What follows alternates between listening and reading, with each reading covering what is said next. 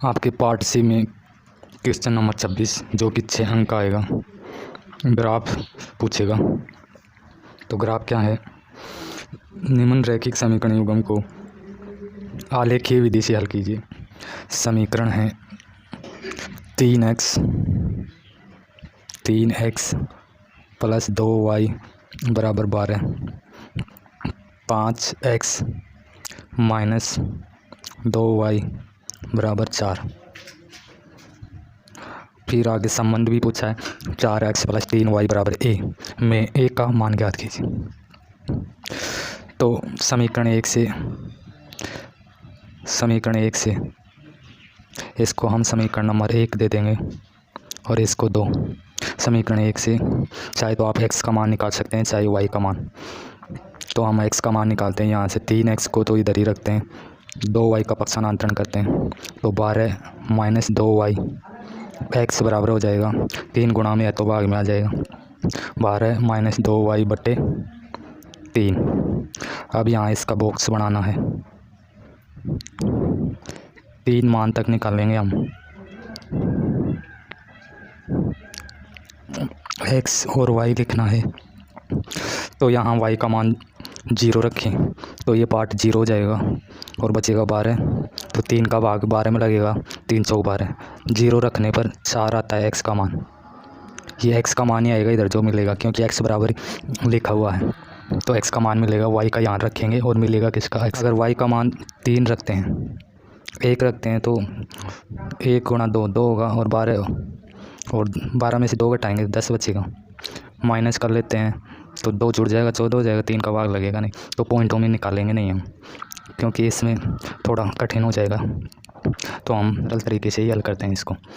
हम यहाँ y का मान रखते हैं 3, तो वो भी कैसा? प्लस का। तो 3 दूनी 6, 6 घटेगा 12 में से तो 6 बचेगा। 3 रखने पर 6 बचता है, 6 में 3 का भाग देंगे तो 3 दूनी 6, 2 बार जाता है। ऐसे ही y का मान यहाँ माइनस का 3 रखें तो माइनस माइनस प्लस हो जाएगा, 3 दूनी 6, 12 6 18, 18 में 3 का भाग जाता है 6 बार। तो माइनस का 3 रखने पर आता है कितना? x का मान 6।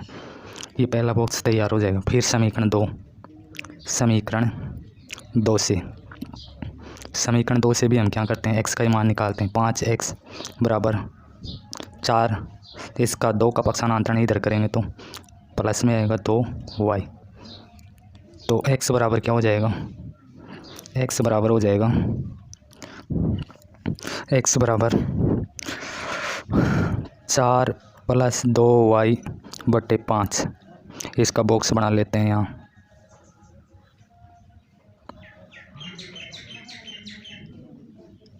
x y, जब y का मान हम 0 रखते हैं तो ये 0 हो जाता है, 4 में 5 का भाग जाएगा नहीं। तो हम ऐसा मान रखेंगे जिससे कि पॉइंटों में ना प्राप्त हो, हमें माइनस में प्राप्त ना हो। तो इससे सवाल आसानी से बन जाएगा, नहीं तो थोड़ी दिक्कत हो सकती है। गलत तो नहीं होगा लेकिन दिक्कत हो सकती है। तो हम रखते हैं y का मान कितना? 3 रखते हैं। यहाँ 3 रखेंगे तो 3 दूनी 6, 6 और 4 10, 10 में 5 का भाग जाता है कितनी बार? 2 बार। तो y का मान 3 रखने पर x का मान आता है 2। फिर हम रखते हैं y का मान 8 रखते हैं। 8 रखते हैं तो 8 दूनी 16 और 4 20, 20 में 5 का भाग जाता है 4 बार। फिर हम रखते हैं 13, y का मान कितना? 13, 13 दूनी 26 और 4 30, 13 रखने पर 30 हो जाता है, 30 में 5 का भाग जाता है 6 बार। तो दोनों बॉक्स तैयार हो जाएंगे। फिर हमें ग्राफ बनाना है। ग्राफ कैसे बनाना है? ये हमें ग्राफ बनाना है। यहाँ मूल बिंदु होता है, मूल बिंदु को 0 से लिखते हैं। ये y और ये y डैश, ये x डैश और ये x ही है यहाँ पर। फिर पैमाना लेते हैं, यहाँ लिखेंगे जितने का पैमाना लेते हैं वो पैमाना ऊपर यहाँ लिखेंगे कोने में। और पैमाना हम थोड़ा बड़ा लेकर चलते हैं क्योंकि यहाँ पर आएगा नहीं, तो बड़ा का ले लेता हूँ। 5 10 15, 5 10 15, 5 10 और 15, 5 10, 15। ये इधर वाले मान माइनस के होंगे, एक्स डैश वाले और वाई डैश वाले भी माइनस के होंगे, ये प्लस के होंगे। अब हमें बॉक्सों को देखना है। हमारा पहला बॉक्स क्या था? पहला बॉक्स था हमारा एक्स वाई। पहले बॉक्स में था 4, 0, 2, 3, 6 माइनस के 3। दूसरा बॉक्स था हमारा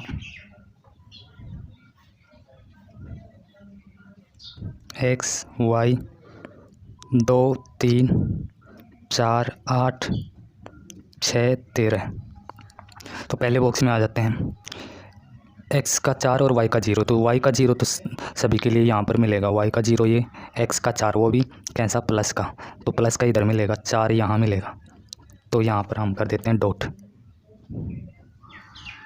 डॉट कर देते हैं।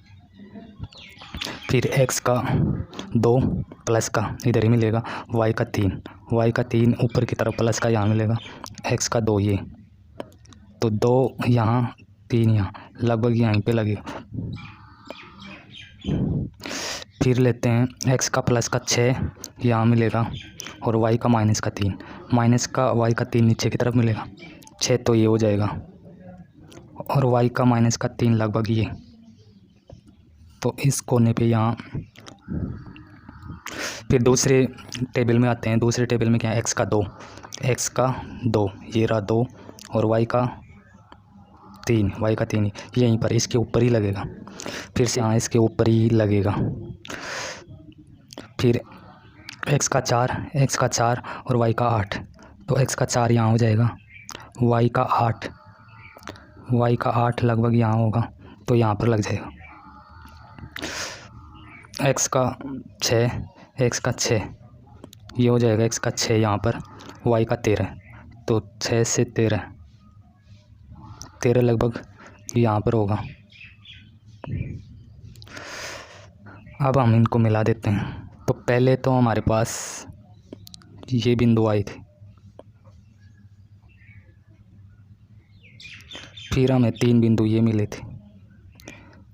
तो कट कहाँ पर रहा? कट यहाँ पर रहा है, जहाँ पर एक्स का मान तो कितना है 2 और वाई का 3, तो ये एक्स का मान है और ये वाई का मान। पहले एक्स का मान लिखेंगे फिर वाई का। हमने पैमाना क्या लिया था वो यहाँ पर लिखेंगे, पर एक्स एक्स एक्स एक्स पर एक बड़ा पैमाना, आगे तक लिखना है, इसमें ये चल नहीं रहा है।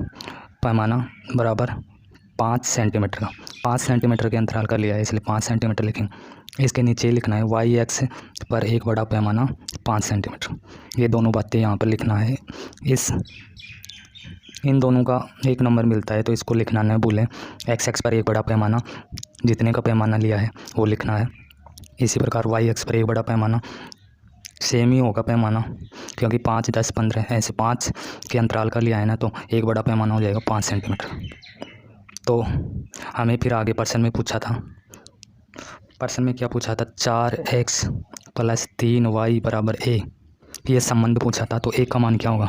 4 ऐसे कैसे, x का मान कितना है यहाँ पर 2, प्लस 3 ऐसे कैसे, y का मान कितना है 3 बराबर a। तो ये हो जाएगा 8 प्लस ये हो जाएगा 9 बराबर a। तो a का मान निकल कर आएगा कि 8, 9, 17। इतना हल करना है तब जाके 6 अंक मिलेंगे।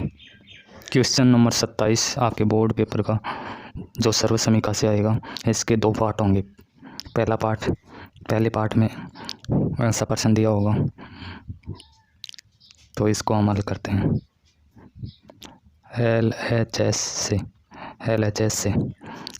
LHS पार्ट क्या है इसका? Sec theta plus 1 sec theta minus 1। तो चेंज करेंगे इसको चेंज करने पर सेक थीटा 1/कोस थीटा में हो जाएगा, प्लस 1 बटे में ये सेक थीटा 1/कोस थीटा में, माइनस 1। फिर इनका लघुत्तम लेना है, तो लघुत्तम आएगा लघुत्तम कोस थीटा, तो कोस थीटा से कोस थीटा कैंसिल हो जाएगा, 1 इधर इसके बटे में 1 लगाकर 1 बार जाएगा, कोस थीटा बार जाएगा तो कोस थीटा आएगा। ऐसे ही नीचे वाले का लघुत्तम लेंगे, नीचे वाले का भी आएगा कोस थीटा, इसका भी लघुत्तम क्या आएगा कोस थीटा। ये भी कोस थीटा का कोस थीटा हम देंगे तो एक बार जाएगा, एक से गुणा होगा तो एक ही आएगा।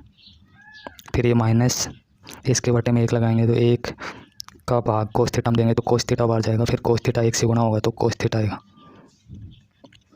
यहाँ पर ये कोस थीटा से ये कोस थीटा कट जाएगा, ये सारा अंडर रूट के अंदर चल रहा है। बचेगा ऊपर क्या 1 प्लस कोस थीटा, नीचे 1 माइनस कोस थीटा।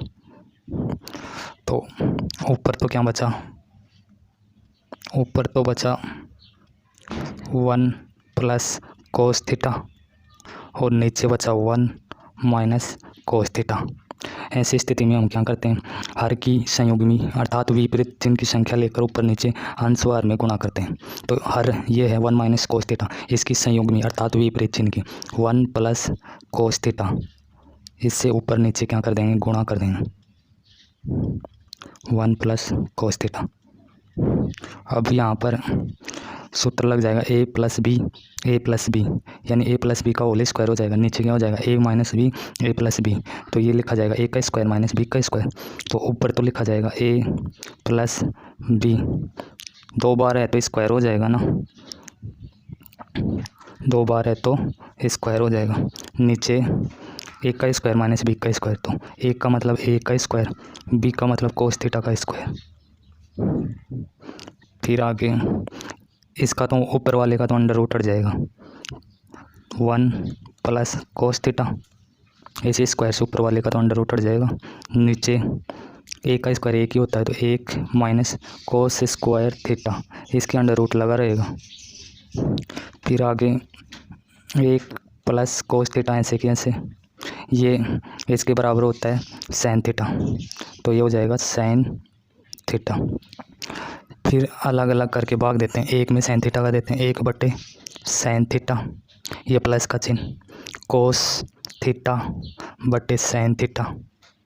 तो इससे तो मिलेगा हमें क्या मिलेगा कोसेक थीटा प्लस इससे मिलेगा कोट थीटा। तो हमें यही सिद्ध करना था, पहले आता है कोट थीटा फिर प्लस कोसेक थीटा, इसको ऐसे लिख लेंगे। क्वेश्चन नंबर 27 में सेकंड पार्ट में ये प्रश्न आएगा। 27 में 2 प्रश्न आएंगे 3-3 नंबर के, तो दूसरे पार्ट में ये प्रश्न आएगा sec theta plus tan theta बराबर पी हो तो सिद्ध करो पी स्क्वायर माइनस 1 बटे पी स्क्वायर प्लस 1 बराबर सैन थीटा।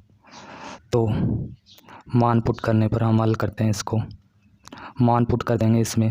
पी का मान क्या दे रखा है हमें sec theta plus tan theta, तो इस पी के स्थान पर sec theta plus tan theta, इसके पी के स्क्वायर है तो इसके भी स्क्वायर लग जाएगा, माइनस 1 बटे में फिर से पी का मान sec theta plus tan theta, इसके भी स्क्वायर है नीचे भी तो यहाँ भी स्क्वायर हो जाएगा प्लस 1। फिर इनको खोलते हैं ए प्लस बी के फॉर्मूले से, ए प्लस बी का होल स्क्वायर, तो sec square theta plus tan square theta. फिर आता है 2ab, तो 2 ए के स्थान पे सेक थीटा, बी के स्थान पे टेन थीटा, फिर माइनस 1,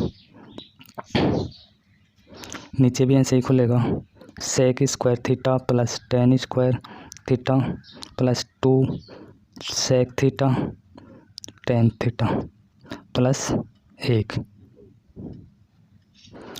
फिर क्या करना है, तो इस सेक स्क्वायर थीटा और 1 को लेकर हमें क्या लिखना है, इस सर्वसमीका के अनुसार अगर इन दोनों को मिलाकर लिखें, 1 इधर आएगा तो माइनस में आएगा और ये टेन इधर जाएगा तो टेन स्क्वायर थीटा हो जाएगा।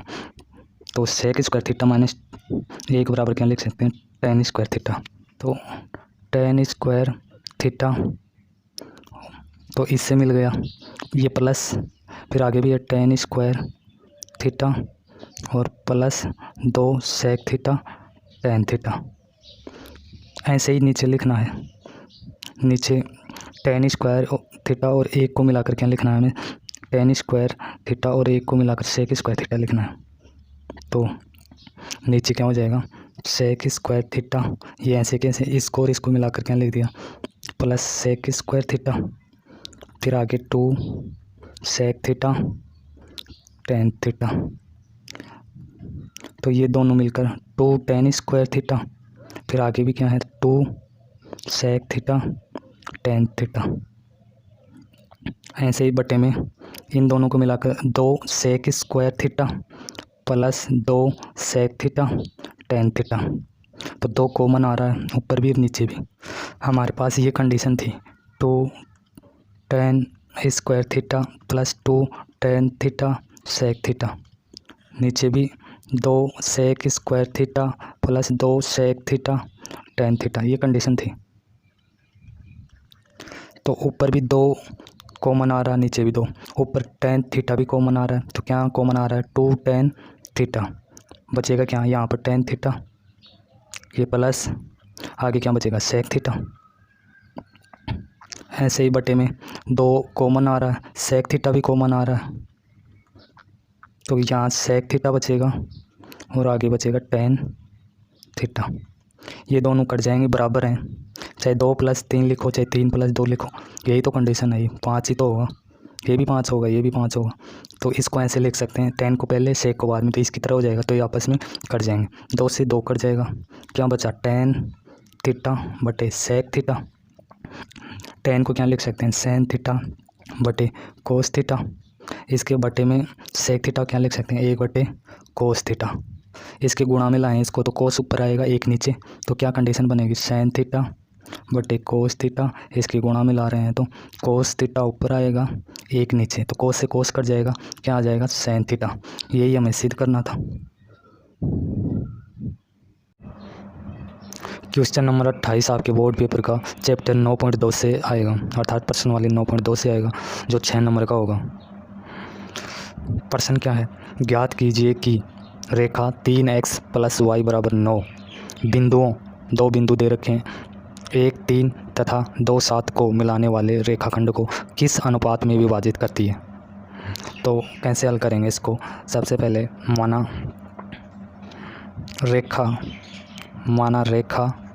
रेखा क्या है 3x + y = 9, जो बिंदुओं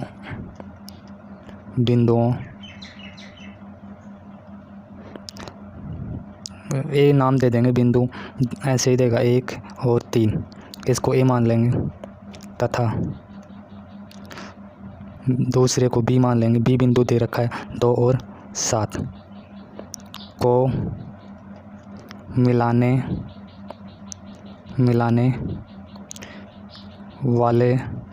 मिलाने वाले रेखाखंड को बिंदु P पर लैम्ब्डा अनुपात 1 में विभाजित करती है। जैसे इस तरह मान लेते हैं, ये कोई रेखाखंड है, यहाँ पर A है और यहाँ पर B है। A के निर्देशांक हैं 1 और 3, B के निर्देशांक हैं 2 और 7। कोई रेखा गुजर रही है, यहाँ मध्य में P बिंदु है, जिसके निर्देशांक हम मान लेते हैं x और y हैं। ये P बिंदु इसको किस अनुपात में बांट रहा है, लैम्ब्डा अनुपात 1 में। तो इस चित्र अनुसार ऐसे समझ सकते हैं, 2 बिंदु कौन से थे, A और B। ये एक रेखा है, रेखा का नाम क्या है 3x + y = 9। ये एक रेखा है जो P बिंदु को लैम्ब्डा अनुपात 1 में विभाजित कर रही है। तो इसको आगे हल कैसे करेंगे, इतना तो लिखना है हमें। फिर विभाजन सूत्र लगाएंगे, विभाजन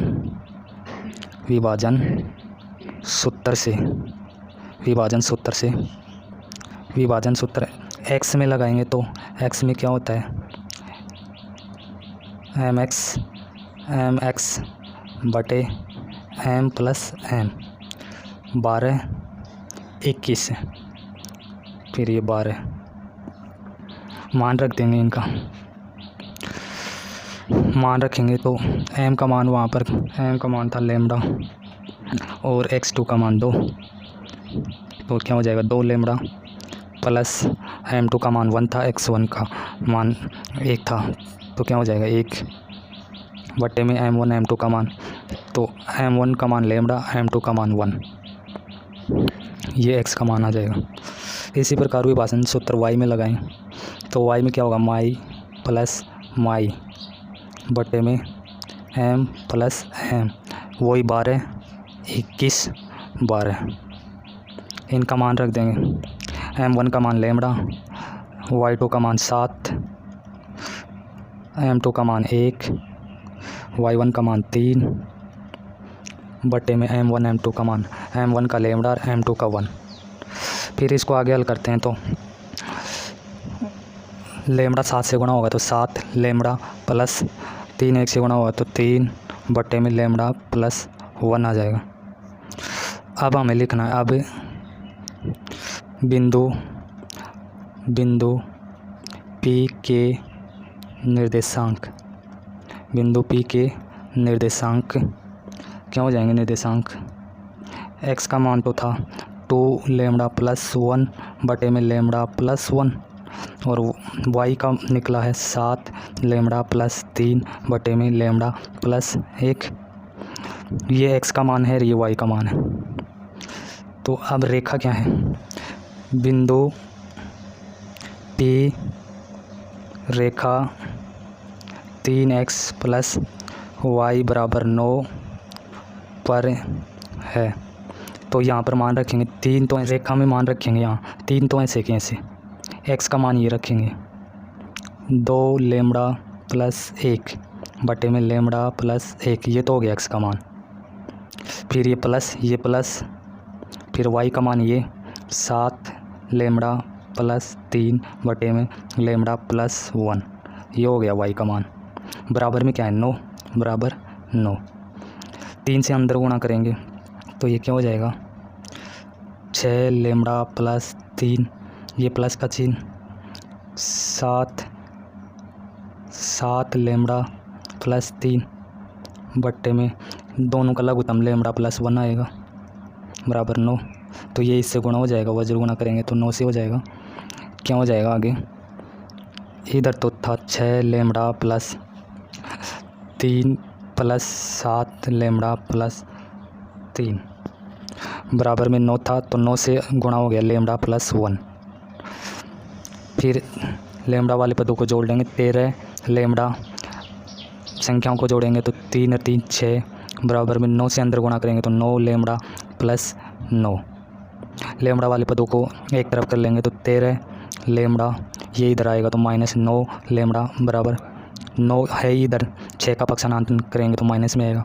तो 13 में से 9 लेमड़ा गया 4 लेमड़ा बराबर 9 में से 6 गया 3, तो लेमड़ा बराबर हो गया 3/4।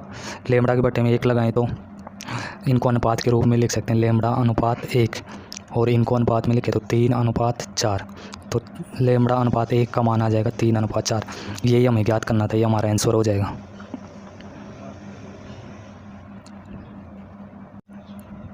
आपका क्वेश्चन नंबर 29 बोर्ड पेपर का चैप्टर 11 से आएगा। प्रश्न ये है, सिद्ध कीजिए कि एक वर्ग की किसी भुजा पर बनाए गए समबाहु त्रिभुज का क्षेत्रफल उसी वर्ग के एक विकर्ण पर बनाए गए समबाहु त्रिभुज के क्षेत्रफल का आधा होता है। तो हम इसका हल करते हैं। सॉल्यूशन, प्रश्न में जैसा बोला है वैसा करेंगे। सबसे पहले हमें क्या करना है, एक वर्ग बनाना है। वर्ग क्या होता है, जिसकी चारों भुजाएं समान होती हैं। तो इसकी चारों भुजाएं समान हैं, ये वर्ग है, ऐसे समझो। तो इसकी एक भुजा पर एक समबाहु त्रिभुज बनाया गया है।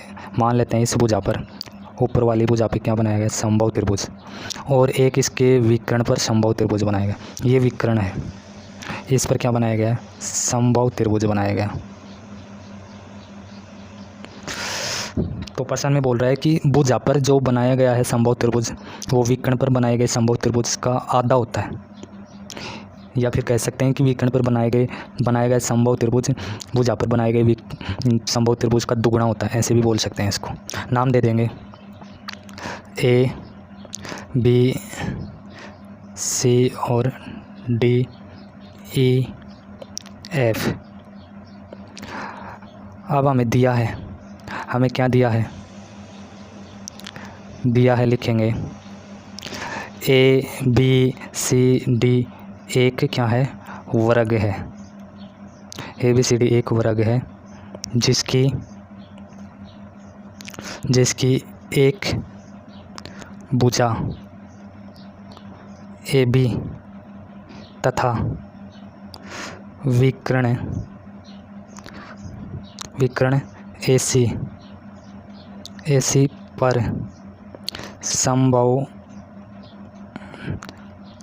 त्रिभुज बनाए गए हैं। फिर हमें सिद्ध करना है, क्या करना है, त्रिभुज ए बी ई का क्षेत्रफल बराबर 1/2 त्रिभुज ए सी एफ का क्षेत्रफल। यानी ये विकर्ण वाला समबाहु त्रिभुज है, ये भुजा वाला है, तो विकर्ण वाला भुजा वाले से दुगना है, या फिर कह सकते हैं कि भुजा वाला आधा है किसका, विकर्ण पर बनाए गए समबाहु त्रिभुज का। तो यह हमें सिद्ध करना है। अब उपपत्ति में हमें लिखना है समकोण त्रिभुज ए बी सी में, समकोण त्रिभुज ए बी सी में। तो समकोण त्रिभुज ए बी सी किसकी बात कर रहे हैं, इसकी बात कर रहे हैं, ए बी सी, जिसमें इसकी दो भुजा ए बी और ए सी तो वर्ग की भुजा हैं, तो ये दोनों क्या हैं, समान है। तो हम क्या लिख सकते हैं, ए बी बराबर क्या लिख सकते हैं, ए बी बराबर बी सी, ए बी बराबर बी सी लिख सकते हैं। तो ये बात हमें लिखनी है। तो इसमें क्या है, पाइथागोरस प्रमेय लगा देंगे। कर्ण तो निश्चित था ही, ए सी का स्क्वायर, फिर ए बी का स्क्वायर, आधार का स्क्वायर, और लंब बी सी का स्क्वायर। अब चूँकि आपको बता चुके हैं ए बी का स्क्वायर और बी सी का स्क्वायर, ए बी बराबर क्या है, बी सी, यानी वर्ग की दो भुजा हैं उस समकोण त्रिभुज में, तो वो दोनों बराबर हैं। तो बी सी के स्थान पे हम क्या लिख सकते हैं, ए बी। तो ए सी का स्क्वायर बराबर ए बी का स्क्वायर ऐसे की ऐसे, प्लस इस बी सी के स्थान पे क्या लिखेंगे, ए बी, इसके स्क्वायर है तो इसके भी लगा दें। ए सी का स्क्वायर बराबर, ये जोड़कर कितने हो जाएंगे, 2 ए बी स्क्वायर। दोनों तरफ क्या कर लेंगे, वर्गमूल, दोनों तरफ वर्गमूल लेने पर, वर्गमूल लेंगे तो इसका तो स्क्वायर हट जाएगा, यहाँ बचेगा ए सी, इसका भी स्क्वायर हट जाएगा, √2 ए बी लिखा जाएगा, क्योंकि 2 का नहीं हटेगा, 2 के थोड़ी स्क्वायर लगा हुआ, स्क्वायर तो ए बी के लगा हुआ है, तो ये आ जाएगा। इसको हम दे देंगे समीकरण नंबर 1। क्या करना है, भुजा ए बी पर बने समबाहु त्रिभुज ए बी ई का क्षेत्रफल। तो समबाहु त्रिभुज का क्षेत्रफल होता है √3/4 गुणा भुजा स्क्वायर, तो √3/4 तो ऐसे कैसे, भुजा किस पर, ए बी पर, तो ए बी का स्क्वायर, इसको समीकरण नंबर 3 दे देंगे। इसी प्रकार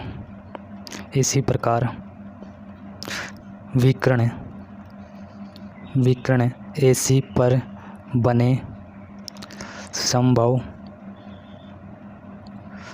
त्रिभुज ए सी एफ का क्षेत्रफल। तो समबाहु त्रिभुज का तो क्षेत्रफल √3/4 भुजा स्क्वायर ही होता है, भुजा स्क्वायर। तो √3/4 तो ऐसे कैसे, भुजा किस पर, ए सी पर, तो ए सी का क्या हो जाएगा, स्क्वायर। इसको समीकरण नंबर दे देंगे हम 4, समीकरण नंबर 4। अब समीकरण 3 में भाग देना है, 3 में 4 से भाग करने पर, समीकरण 3 में 4 का भाग देंगे तो त्रिभुज ए बी ई का क्षेत्रफल, त्रिभुज ए बी ई का क्षेत्रफल ये बटे त्रिभुज ए सी एफ का क्षेत्रफल बराबर, इधर √3/4 गुणा AB का स्क्वायर, यहाँ √3/4 गुणा AC का स्क्वायर। तो ये √3/4 तो कट जाएंगे, फिर बचेगा क्या, त्रिभुज ABE का क्षेत्रफल बट्टे में त्रिभुज ACF का क्षेत्रफल बराबर AB का स्क्वायर बटे में AC का स्क्वायर। ये बचता है, 2 आते हैं। समीकरण 1 से AC का मान रखें। समीकरण 1 से AC का मान रखने पर, तो AC का मान रखेंगे तो AB तो ऐसे के ऐसे, AB का स्क्वायर। AC का मान क्या था, √2AB, तो इसका स्क्वायर, तो ऊपर तो AB का स्क्वायर, नीचे इसका अंडर से स्क्वायर से अंडर जाएगा 2, और इसका तो लगा ही रहेगा AB का स्क्वायर लगा रहेगा, तो ये दोनों तो कट जाएंगे। इधर क्या बच जाएगा, 1/2 इधर। तो हम इसको क्या लिख देंगे, हमारे पास बचा त्रिभुज ABE का क्षेत्रफल बटे त्रिभुज ACF का क्षेत्रफल बराबर में बचा 1/2। तो ये भाग में इसके गुणा में आ जाएगा। त्रिभुज ABE का क्षेत्रफल बराबर 1/2, ये गुणा में यहाँ आएगा, तो त्रिभुज ACF का क्षेत्रफल, यही हमें सिद्ध करना था।